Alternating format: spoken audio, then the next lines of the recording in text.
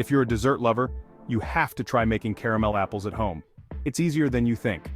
First, gather your ingredients: heavy cream, light corn syrup, brown sugar, butter, salt, and vanilla extract. Rinse and dry your apples, making sure to remove that waxy coating so the caramel sticks.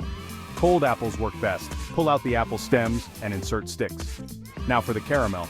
Cook the cream, corn syrup, brown sugar, butter, and salt on the stove until it reaches 235 degrees Fahrenheit. This should take about 15-20 minutes, and trust me, your kitchen will smell amazing. Stir in the vanilla and let the caramel cool for a few minutes. Time to dip those apples.